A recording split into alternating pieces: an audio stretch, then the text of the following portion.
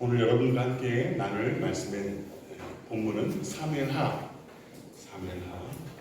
3장 39절 말씀입니다. 사무엘하 3장 39절 한번 같이 읽어보겠습니다. 시작. 내가 기름 부음을 받은 왕이 되었으나 오늘 약하여서 수레아의 아들인 이 사람들을 제어하기가 너무 어려우니 여호와는 악행한 자에게 그 악한 대로 갚으실지로다 하니라. 아멘. 오늘 이 말씀을 가지고 사실 어떤 설교를 해야 될지 저는 사실 이제 힘든 시간들을 조금 보내면서 제가 그냥 스스로 그냥 약간 농담처럼 생각했던 것 중에 하나는 나는 설교를 하지 말아야겠다 이런 생각을 사실 했었거든요. 왜냐하면 설교를 하면 할수록 설교에 너무 중독이 돼가지고 그런 시간들을 갖다가 하나님께서 저에게 쉽지 않은 시간들을 또 설계하시면서 설교를 너무 하지 말아야겠다 그런 생각을 사실 했었어요. 근데 목사님 또 설교를 하라고 하셔가지고 그냥 제 삶을 돌아보면서 목사님 흉내를 좀 내야겠다 하는 생각을 했습니다. 그래서 다시 나를 말하라. 제목만 거칩니다. 이게 어떤 의미냐면 지금까지 제가 세속적인 가치관을 가지고 살아왔던 저의 모습. 그러니까 하나님의 부르심을 받고 또 목사로 살고 있으면서도 불구하고 끊임없이 우리는 이 세속적인 가치관을 벗어버리지 못해서 욕심껏 살아가고 욕심껏 하나님의 나라라고는 이야기는 하고 있지만 결국은 내 나라, 내 왕국을 만들어 가려고 하는 그런 의도와 그런 모습들이 제 안에 있었다는 것을 발견하게 되면서 다시 나를 좀 말할 수 있는 시간이 좀 되면 좋겠다. 그러니까 약간 간증 비슷하게 이런 말씀들을 여러분과 함께 나눠보면 좋겠다는 생각을 해보았습니다. 저는 찬양사역자로 부르심을 받았습니다. 이 사역에 보람도 좀 있었던 것 같고 또 그동안 어느 정도 열매도 있었어요. 그런데 그렇게 보람도 생기고 열매도 있다 보니까 그 사역을 통해 더 큰 열매를 좀 따고 싶다 하는 생각이 자연스럽게 들게 되더라고요. 더 유명해지고 더 영향력 있는 사람이 되어서 사역의 보람을 넘어서 영광을 좀 취하고 싶다 이런 생각이 저절로 이렇게 들게 되는 것 같았어요. 그래서 선택한 사역의 방향이 찬양 사역자는 이 한국 교회 내에서 예배 사역자는 좀 나이가 들면 이렇게 지속적으로 사역할 수 있는 사역이 아니라는 생각들이 제 마음 가운데 들었기 때문에 담임 목사가 되어야겠다. 담임 목사가 되어야지 내 마음대로 내 공동체를 일리 오세요, 저리 오세요 이렇게 할 수도 있는 것처럼 보였고 또 담임 목사가 되어야 내 마음껏 내 스타일대로 내가 원하는 방향으로 설교를 할 수 있다고 그렇게 착각했던 것 같아요. 그래야 보람을 넘어서 영광을 받지 않을까 이런 생각을 했던 것 같아요. 착각한 거죠. 그래서 함께 동역했던 제가 섬겼던 교회와 담임 목사님들의 부족한 모습을 보면 이제 이런 생각이 들어야 되잖아요. 저분을 도와서 이 교회를 통해서 이루고자 하시는 하나님의 나라를 온전케 하는 일에 관심을 두지 못하고 자꾸만 내가 하면 더 잘하겠다. 내가 설교하면 더 은혜 받겠다. 자꾸만 이렇게 교만한 쪽으로 생각이 되게 되죠. 그래서 그렇게 마음을 먹고 교만한 태도로 하나님께서 세우신 그 질서 안에서의 의회분들 또 제 동료들 그런 태도로 대하고 있는 저의 모습을 발견하게 되는 거예요. 그러니까 인사치레로 우리 꼭 그런 얘기 하잖아요. 오늘 목사님 은혜 받았습니다. 대부분 다음에 한번 밥 한 끼 먹어요. 이런 정도의 인사치레 같은 말들이 있는데 그런 격려의 언어가 목회와 설교의 부르심이라고 저는 오해하고 또 저의 악함을, 저의 연약함을 다루시기 위한 훈련의 장으로 사용하셨던 각 교회의 다양한 사역의 경험들을 나의 만족과 나의 유익을 구하는 도구로 오용하고 있는 모습을 오늘 본문의 말씀을 깊이 묵상하고 또 오늘 본문의 말씀과 같은 환경이 될 때야 비로소 내가 지금 뭔가 잘못되어 가고 있구나를 정신 차리게 되었습니다. 지난 3월부터 우리는 우리 설교사역자 목사님들부터 성경 본래의 메시지를 듣고 나누면서 우리 궁극적으로 우리가 꿈꾸는 하나님 나라와 그 나라에 거하게 될 백성들의 모습들에 대해서 우리가 이렇게 알아가고 있잖아요. 다시 교회를 배우고 다시 복음을 들었으며 다시 성령을 알게 되었어요. 그 일련의 과정 중에 또 오늘 이 한 주가 되었습니다. 저는 오늘 이 자리에 설교자로 서 있지만 이제 우리 공동체가 이제는 성경의 진리에 대한 메시지를 다시 듣고 있는 이 중요한 시점에 나의 모습을 좀 돌아보아서 다시 나를 말할 수 있는 그런 타이밍이 되면 좋겠다 하는 생각을 하게 되었습니다.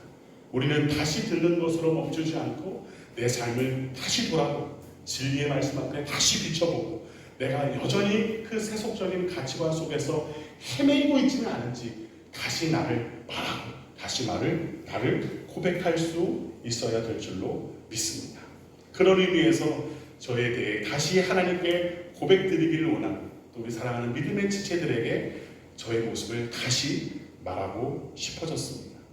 단순히 간증하는 느낌으로 고백하는 것이 아니라 다시는 이전의 세속적인 가치관의 상태로 돌아가지 않겠다는 믿음의 고백으로 이 공적인 예배의 시간을 이런 본문의 이야기로 함께 동원하고 나누길 원하는 것이죠. 저는 이전만 해도 오랜 동안 복음을 소유하고 살아왔다고 생각했어요. 그렇지만 제 인생의 소원은 하나님의 나라가 아니라 내가 바라고 그리는 제 왕국의 든든함이었던 것 같아요. 내가 바라는 것을 또 내가 바라는 때에 내가 원하는 만큼 얻어 누리는 인생이 되는 것, 이것이 저의 간절한 소망이었던 것 같아요. 이 간절한 소망은 너무나도 육적인 것이 되어서 내가 원하는 대로 되는 인생이 가장 복된 삶이라는 그런 가치관 속에서 내가 하나님의 나라를 이렇게 꿈꾸고 있게 되었어요. 그러다 보니 입술로는 하나님과 그의 나라를 말하고 노래하고 있지만 결국은 이 세상의 중심이 된 내 왕국의 도래를 소망하며 사역이라는 것을 사용해서 그런 나라를 꿈꾸고 있게 되었다는 것이죠. 하나님은 이런 저의 가치관을 깨셔야 하셨고 또 그렇게 되어야만 진정한 하나님의 나라가 시작된다는 것을 알고 계셨기 때문에 제 마음대로 내 마음대로 안 되는 것이 얼마나 큰 은혜요 얼마나 큰 축복인가를 다시 알게 해 주셨어요. 이제 저는 다시 저를 말할 수 있습니다. 내가 기름 부음 받은 왕, 내가 기름 부음 받은 목사, 내가 기름 부음 받은 성도가 되었지만 내가 오늘 약하여서 내 마음대로 되지 않는 이 수르야의 아들들과 같은 문제들이 여전히 제 삶 속에는 여전히 현재 진행형이지만 그 문제들이 있기 때문에 오히려 내 나라를 꿈꾸는 것을 포기하게 되고 주님 제가 오늘 내가 약하오니 내가 주께 무릎 꿇고 기도하나이다 라는 사람이 될 수 있었다는 것을 여러분에게 고백드리고 싶습니다. 그래서 오늘 이 본문의 말씀을 통해서 그렇다면 이 말씀 안에서 다시 고백되어져야 할 나는 누구인가? 내가 다시 고백되어져야 할 나는 누구인가를 두 가지로 여러분과 함께 나눴으면 좋겠습니다. 첫 번째는 우리는 기름 부음 받은 존재들이에요. 그러나 나는 오늘 약해요. 우리는 기름 부음 받은 존재들입니다. 그러나 오늘 나는 약합니다. 이게 이해가 안 되는 말 같지 않아요, 여러분? 내가 기름 부음 받은 왕이 되었지만 내가 오늘 약하여서 다윗은 고백하고 있잖아요. 내가 기름 부음 받은 왕이 되었지만 오늘 약하여서 라고 이렇게 고백하고 있습니다. 기름 부음을 받았다는 것은 구별되었다는 것이고 또 어떤 의미에서는 모든 것을 가능케 할 능력과 권세를 부여받았다는 의미이기도 할 것입니다. 사실 그런 존재죠. 그러나 동시에 그 모든 권세와 능력을 내 마음대로 쓸 수 없는, 즉 하나님의 절대적인 통제 안에 있어야만 그 존재 가치가 인정된다는 약한 존재라는 것을 우리 가운데 말씀해 주고 있는 구절 같아요. 어떻게 이 한 구절 말씀 속에 전혀 어울리지 않는 역설적인 이야기가 함께 존재하고 있을까?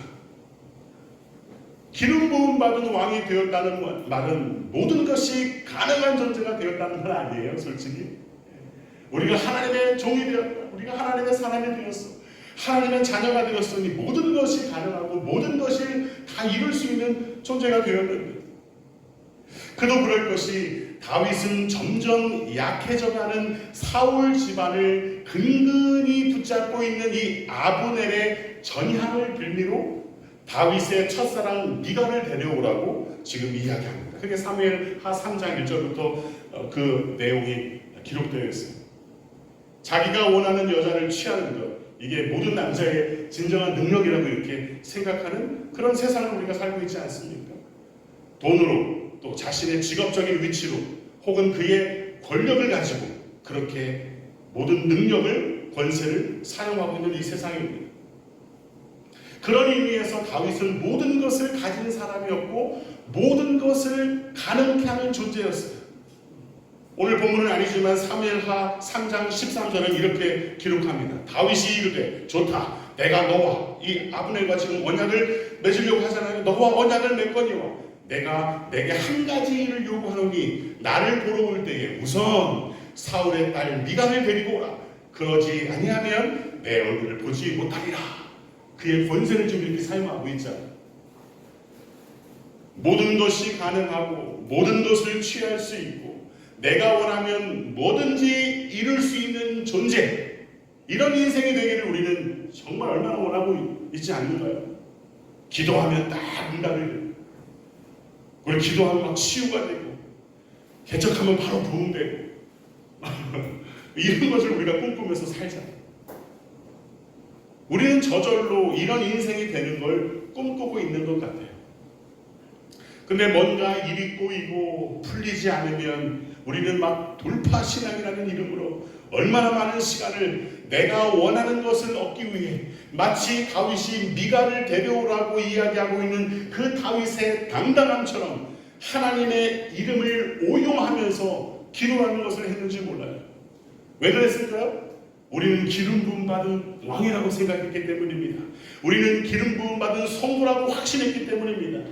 자, 그런데 바로 이 부분에서 우리는 나를 다시 말할 수 있어야 돼요. 내가 기름 부음 받은 왕 같은 제사장인 것은 맞지만 내가 오늘 약하여서 하나님의 은혜가 없이는 오늘 하루를 살아갈 수 없는 존재라는 것을 다시 고백하고 기억하며 살라고 우리 가운데 이런 환경을, 스루아의 아들들과 같은 환경을 우리 가운데 허락하시는 것이 아닌가. 승승장구하고 점점 강해져만 가는 다윗에게 이 아브넬의 피살 사건은, 요압이 아브넬을 죽이게 되잖아요. 이 아브넬의 피살 사건은 다윗에게 엄청난 정치적인 부담을 주는 사건으로 전개되기 시작합니다. 다윗의 강력한 왕권이 흔들리기 시작해요.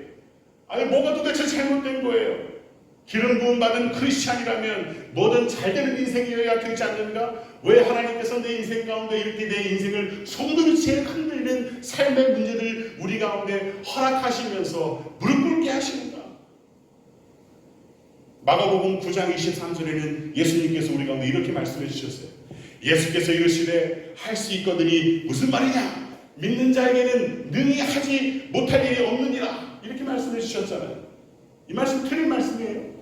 아니잖아요. 이 말씀은 진리의 말씀이잖아요. 믿는 자에게는 능히 하지 못할 일이 없습니다. 그러나 우리는 한 걸음 더 나아가서 우리의 위치를 다시 고백할 수 있어야 한다고 믿습니다. 내가 오늘 약하오니, 내가 오늘 약하여서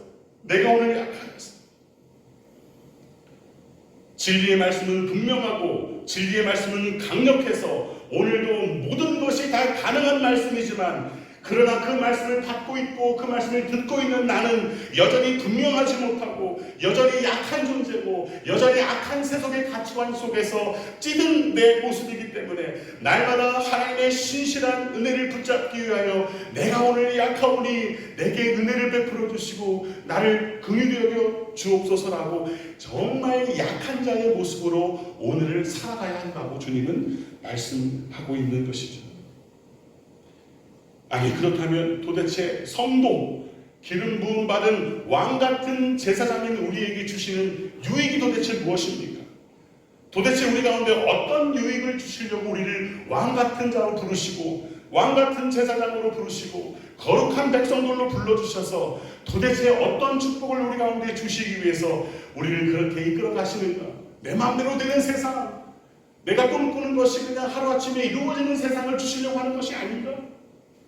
자, 그런 마음으로 오늘 사무엘하 3장 39절을 우리 한번 본문을 다시 한번 읽어봤으면 좋겠습니다. 3장 39절 시작. 내가 기름 부음 받은 왕이 되었으나 오늘 약하여서 수리아의 아들인 이 사람들을 제어하기가 너무 어려우니 여호와는 악행한 자에게 그 악한 대로 갚으실지로다 하니라. 우리 신앙생활의 목표, 지향점은 우리를 모든 것이 가능한 존재가 되는 것이 아니라는 것이에요. 그러니까 우리가 신앙생활을 하는 목적은 정말 모든 것이 가능한, 모든 것을 가능케 하는, 모든 것을 막 이뤄내는 그런 강력한 존재가 되는 것이 아니라는 것이에요. 강하고 강력한 존재가 되어서 그 모든 고통의 문제를 막 돌파로 해결하는 척척박사가 되는 것이 아니라는 것을 위대한 다윗 왕의 이 짧은 한 구절을 통해서 우리 가운데 보여주고 계십니다. 즉 우리는 강하고 존귀한 하나님으로 말미암아 오늘을 살아가는 존재이지 전능하신 하나님을 내 안에 모시고 있다고 해서 내 삶이 전능한 문제의 해결의 장이 되는 것이 아니라는 것을 우리 가운데 분명하게 말씀해주고 계시는 거예요. 그래서 우리는 두 번째로 다시 나를 이렇게 고백해야 합니다. 어떻게 고백해야 하냐면 두 번째, 내가 오늘 약하여야 하나님이 오늘 강하게 역사하십니다 라고 고백할 수 있어야 한다는 것이죠. 내가 오늘 약하여야. 여기서 나의 약한 문제는 여러 가지로 달라질 수 있겠죠. 다윗은 자기 스스로 지금 통치할 수 없는 이 수르야의 아들들, 특별히 이 요압과 같은 인생이 그의 인생 가운데 딱 붙어 있어서 그냥 늘 나를 괴롭혀. 그런 문제들 속에서 내가 오늘 약하오니 라고 고백할 수 있을 때 하나님께서 강하게 역사하시길 원하시고, 어떤 분은 육체의 아픔이기도 하겠고 어떤 분은 삶의 여러 가지 재정의 문제들 속에서 그 약한 문제들이 우리 가운데 다 있을 수 있겠죠. 그래서 그런 말들을 하잖아요. 내가 힘을 빼야 하나님이 나의 힘이 되신다. 그런 이야기를 하지 않습니까? 네, 저는 아직도 힘이 너무 세가지고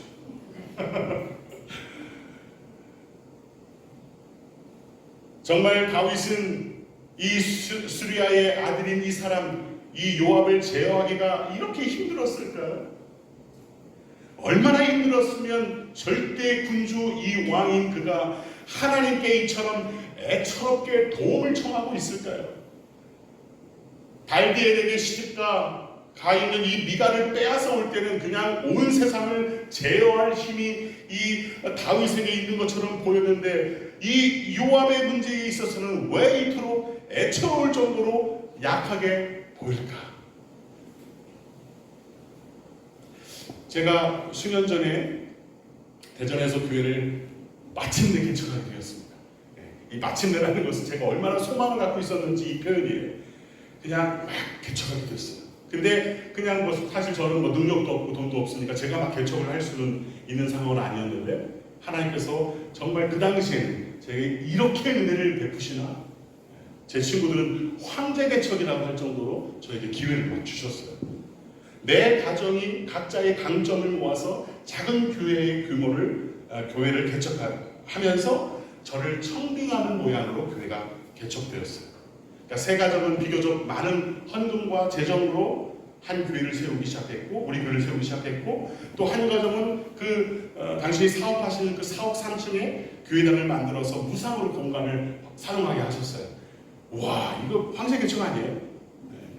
네. 저 같은 초년의 개척 목사에게 이분들은 전쟁에 능숙한 요압과 같은 존재였어. 저에게 막 그냥 나가서 전쟁해 주시고 막 하나님의 나라를 막 세울 수 있는 그런 훌륭한 막 전차와 막 탱크와 같은 존재들이었어요. 저의 왕국, 제 사역적인 이 꿈을 펼치는데 꼭 필요한 존재였어요. 근데 하나님께서는 너무나 그런 저의 마음을 잘 아시고 제게 꼭 필요한 그 사람들이 제가 꼭 다루기 어려운 사람들이었어요. 그 이상하더라고요. 제게 너무나 필요한 그 무엇인가가 꼭 나를 약하게 만들어요. 제가 막 돈이 너무 필요하잖아요. 그러면 그 돈 때문에 내가 너무 약해져요. 너무나 가난해져요.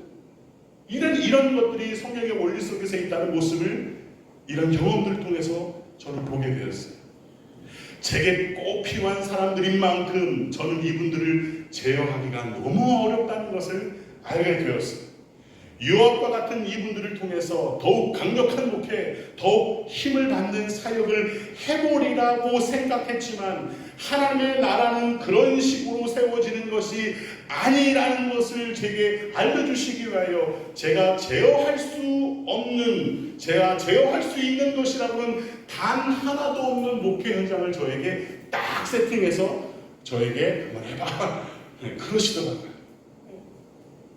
하나님은 그 시간들을 통해 내가 약해져야 하나님께서 오늘 강하게 역사하신다는 것을 그냥 온몸으로 이 진리의 메시지를 깨닫게 하셨어요.